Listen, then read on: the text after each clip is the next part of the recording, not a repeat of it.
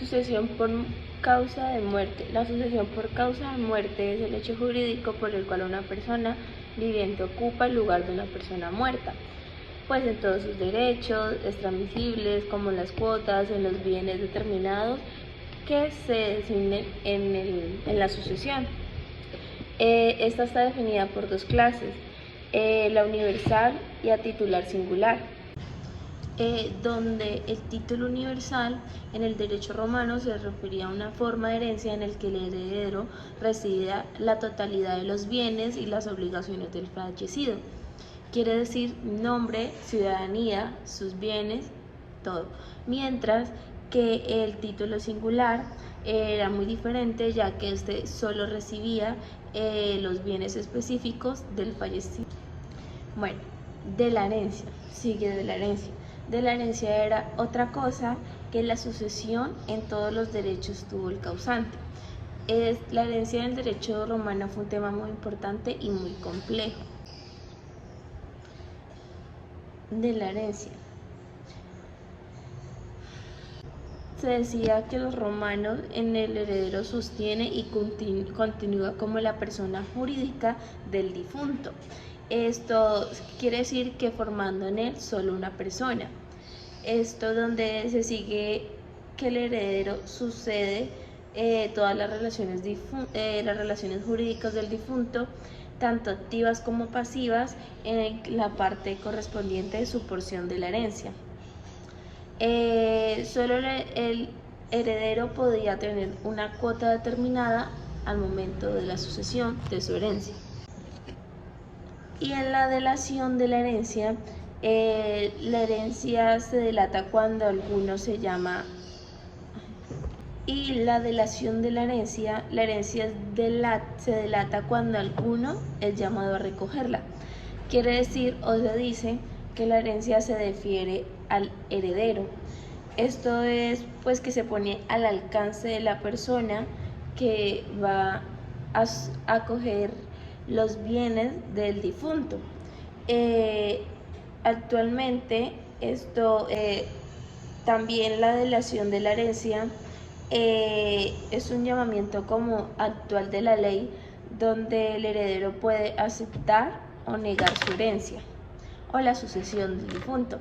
Pero en el derecho romano, según se veía, que no todos los herederos podían negarse libremente a su herencia, pues habían herederos llamados necesarios que recibieran dicha herencia o facultad que se le delegaba.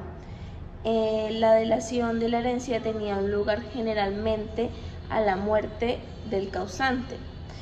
Quiere decir que nunca antes, puesto sin esa muerte, se podía haber herencia. Quiere decir que antes de que la persona muriera no podría haber herencia.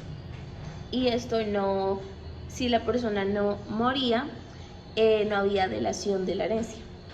Pero excepcionalmente la delación no tenía lugar, se defería sino una vez cumplida la condición. Para que hubiera delación se requería pues que la persona de cuya herencia se tratara pues con la persona que había muerto. Quiere decir que tuvieran como un vínculo. La persona llamada a la herencia existiere en el momento de la delación. Y la otra, que fuera capaz de Pues acá viene un ejemplo que pues cuando se trataba de una institución testamentaria bajo condición suspensiva, en caso en cual la herencia no se difiera sino una vez cumplida la condición. Quiere decir que la delación de la herencia se tenía que dar en estos requisitos, pues que la persona que recibiera la herencia tuviera una relación pues con el difunto, que hubiera tenido una relación con el difunto, que la persona llamada a la herencia existiera en el momento de la delación. Y la tercera, que fuera capaz de manejar los bienes que había dejado el difunto y la capacidad de de que tenía los bienes para que siguieran en regla.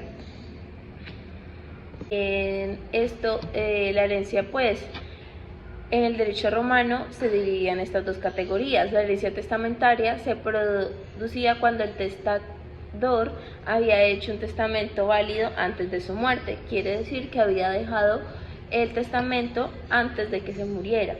El testamento podría ser oral o escrito y tenía que cumplir ciertos requisitos para ser válido. El testamento y el testador podía nombrar a sus herederos y así designar un tutor, pues, para que los manejara, ya si él quisiera. También se dice que la herencia testamentaria ocupa el primer lugar en el derecho romano, lo que quiere decir que cuando no hubo testamento, o si lo hubo, era inválido, porque venía de la sucesión instantánea. Y vemos algo importante, que se dice que nadie puede morir, nadie puede morir y que muera su parte del testamento o de su testado o de su parte intestada. Ahora, voy a explicar un poco de la herencia intestada. Se producía cuando el testador no había dejado un testamento válido. Esto, en este caso, la ley romana establecía como un orden de sucesión para los herederos. A los hijos tenían la primera opción para heredar, seguidos los nietos, los padres, los hermanos y otros parientes. En ambos casos la herencia se dividía en partes iguales entre los herederos. Si un heredero fallecía antes de recibir su parte, su porción de la herencia pasaba a sus propios o a sus herederos, a sus hijos. En la sucesión testamentaria habían unos requisitos. Según el testamento